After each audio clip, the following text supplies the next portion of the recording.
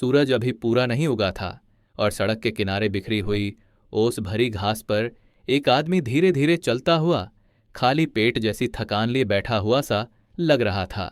उसका नाम था बाबू, वही जिसे मोहल्ले वाले ताना मारने में कभी पीछे नहीं हटते थे। देखो बाबू, फिर से सोच रहा है कि कुछ नया निकाल लाएगा क्या? बाबू कुछ नहीं कहता, बस धीरे से माथा झुकाता और अपने काम में लग जाता। उसके पास एक पुराना बेरंग सा टोकरा था और टूटी फटी पैंट, कंधे पहाड़ जैसे मजबूत, लेकिन आंखों में एक अजीब सी नरमी।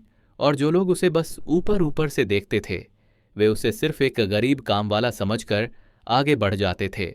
उसकी दुनिया बहुत छोटी थी। सुबह की सर्दी, दोपहर की तपती गर्मी और शाम को खाली घर का सन्नाटा।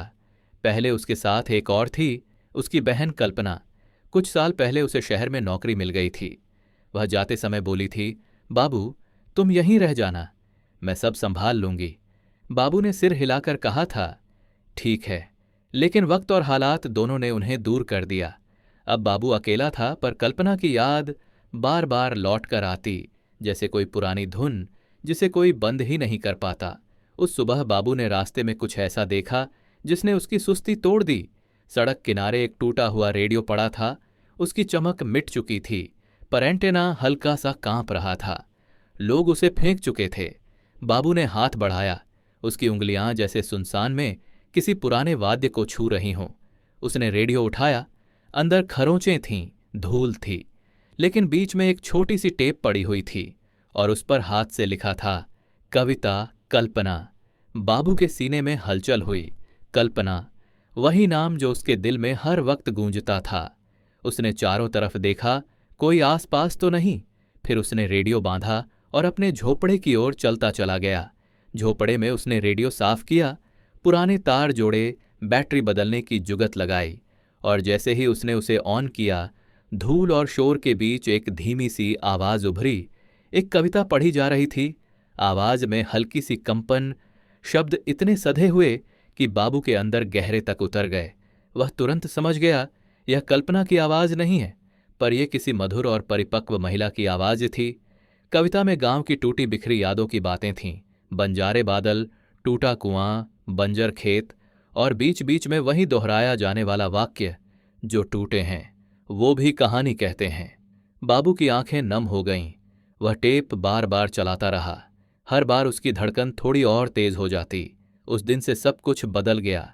बाबू हर सुबह रेडियो और टेप लेकर गांव के उन लोगों के पास जाने लगा जो सुनना और समझना जानते थे, वृद्ध शायर, रिटायर्ड मास्टर जी और नटखट बच्चे। वह टेप बजाता और सभी चुपचाप सुनते। कविता मानो जादू कर रही थी।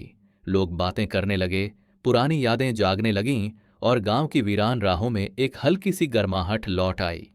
कोई पूछता, ये किसका लिखा है? कोई कहता, ये किसके लिए है? और एक बुजुर्ग गहरी आवाज में कहते, ये आवाज किसी के इंतजार की लगती है।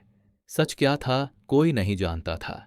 बाबू ने तय किया कि यह छोटी सी चीज वह कभी नहीं खोने देगा। उसने रेडियो ठीक करवाया और छोटे छोटे काव्य मिलन करवाने लगा। हर शाम चौपाल में भीड़ जुटने लगी। कोई ढोलक बजाता, कोई चाय लेकर आता, और युवा अपने फोन बंद करके पुरानी कविता सुनने लगते। रेडियो ने पूरी चौपाल को एक नया रंग दे दिया। बाबू के चेहरे पर भी एक सुकून खिल गया। उसे लगा, जीवन सिर्फ गुजर बसर नहीं, इससे कहीं ज्यादा है। धीरे धीरे एक नई परंपरा शुरू हुई, टेप का रविवार। लोग दूर दूर से आने लगे। कोई कविता सुनाता, कोई कहानी। गांव वालों की दूरी कम होने लगी, प्यार और गर्माहट की कमी भरने लगी। बाबू ने पहली बार महसूस किया कि उसके हाथों कुछ अच्छा हो रहा है, और यह सोचकर उसकी आंखों में चमक आ गई। लेकिन हर कहानी में एक मोड़ होता है। कुछ महीनों बाद एक दिन जब बाबू टेप बजाने गया, चौपाल के पास एक नई लड़की खड़ी थी। वह शहर जैसी सजी नहीं थी, पर चेहरे पर अजीब सी चिंता और गहरा ठहराव था। आंखों में एक तेज चमक, जैसे कोई अनकही कहानी छिपी हो। उसका नाम था रेहन।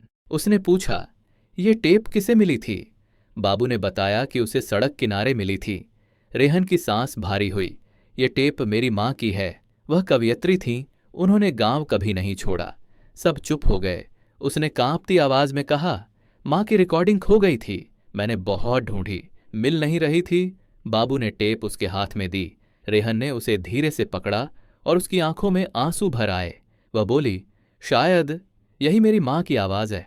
और चौपाल एकदम खामोश हो गया, वही खामोशी जिसमें डर भी होता है और उम्मीद भी। रेहन ने बताना शुरू किया। उसकी मां का नाम था नाजिया। नाजिया वह कवयित्री थी जो लोगों की जिंदगी को शब्दों में ढाल देती थी, कड़वाहट को मिठास में बदलने की कला जानती थी। कुछ साल पहले एक दुर्घटना में वह चली गई, ट्रक की टक्कर, और उसके गीत बस हवा हो गए।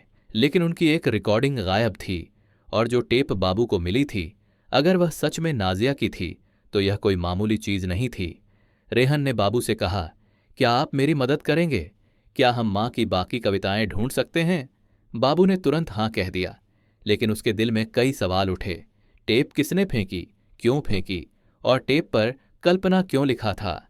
क्या यह गलती थी या कोई कहानी छुपी थी? बाबू और रेहन ने टेप की जांच शुरू की। कागज पर धुंधले निशान थे, शायद पानी से भीगे हुए। टेप किनारों से कट फट चुकी थी। टेप में एक जगह 1 मिनट का क्लिप था, नरम आवाज, बीच बीच में कोई स्वर, और दूर कहीं गांव के पुराने कुएं की गूंज, जैसे कोई बच्चों को पुकार रहा हो। बाबू का दिल हल्का सा कांपा।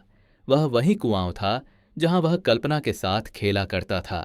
अचानक सब कुछ जोड़ने लगा, नाजिया, कल्पना और बाबू का बचपन। उसे एहसास हुआ, ये सिर्फ एक रिकॉर्डिंग नहीं है, ये एक पुल है जो उसके आज और उसके अतीत को जोड़ रहा है। रेहन और बाबू पुरानी दुकानों, रिकॉर्डिंग स्टूडियो और शहर के रेडियो स्टेशनों तक गए। लोगों से पूछताछ की। किसी ने कहा टेप पुरानी है, किसी ने कहा किसी ने बचाकर रखी थी, लेकिन किसी के पास पूरा सच नहीं था। एक दिन जब दोनों थके हुए चौपाल लौटे तो कुछ लोगों ने बताया कि शहर से एक आदमी आया था। वह गांव में पुरानी रिकॉर्डिंगें खरीद रहा था। उसने कहा, पुरानी कविताएं बेकार नहीं होतीं। उसका नाम था मनोज। नजरें तेज, इरादे समझ से बाहर। वह शहर में एक म्यूजिक लेबल चलाता था और पुरानी कविताएं इकट्ठी करके बेचता था। रेहन को डर लगा, क्या उसकी मां की आवाज भी किसी के कागज और कॉन्ट्रैक्ट में खो जाएगी? बाबू ने फैसला किया, अगर नाजिया की रिकॉर्डिंग किसी और के हाथ में गई और कोई उसे बेचने की कोशिश करेगा तो वह चुप नहीं बैठेगा। उसने चौपाल में एक सभा बुलाई और कहा, यह आवाज हमारी है, इसे कोई बेच नहीं सकता। गांव वाले गर्म हो गए। हमारी मिट्टी की कहानियां बिक नहीं सकती। धीरे धीरे एक आंदोलन बन गया। लोग रिकॉर्डिंगों की हिस्ट्री जोड़ने लगे। मनोज पर सवाल उठने लगे। मनोज ने कहा, मैं कला के लिए काम कर रहा हूं। पर गांव वालों को लगा, यह बस व्यापार है। अगर नाजिया की आवाज बिक गई तो गांव की आत्मा बिक जाएगी। इस बीच रेहन और बाबू की दोस्ती गहरी हो गई। रेहन की आंखों का तनाव थोड़ा कम होने लगा। वे पुराने फोटो, पुरानी टेप, सब कुछ खंगालने लगे। एक दिन उन्हें एक बूढ़ा आदमी मिला जिसके पास कुछ बहुत पुरानी रिकॉर्डिंग्स थीं। वह बोला, मैंने इन्हें संभाल कर रखा था, पर पोती की पढ़ाई के लिए बेच रहा हूं। बाबू ने उसकी आंखों में देखा और समझ गया, हर किसी की कहानी अलग होती है, हर किसी की जरूरतें अलग। उसने प्यार से कहा, पैसे की चिंता मत करो, हम मदद कर देंगे। टेप गांव को वापस चाहिए। बूढ़े ने हामी भर दी और यूं एक एक करके नाजिया की कई टेपें गांव लौट आईं। चौपाल फिर आवाजों से जीवित हो उठा। संघर्ष बढ़ता गया। मनोज कानूनी कदमों की धमकी देने लगा। अखबारों में खबरें छपने लगीं, पुरानी रिकॉर्डिंगों पर विवाद। लेकिन गांव एकजुट रहा। रेहन को उसकी मां के कई अनकहे गीत वापस मिले। गांव के बच्चे भी वही गीत गुनगुनाने लगे, जैसे मिट्टी ने अपनी आवाज फिर पाली हो। और एक रात जब सब चौपाल में इकट्ठा हुए, नाजिया की एक लंबी कविता बजाई गई। हर आंख नम थी।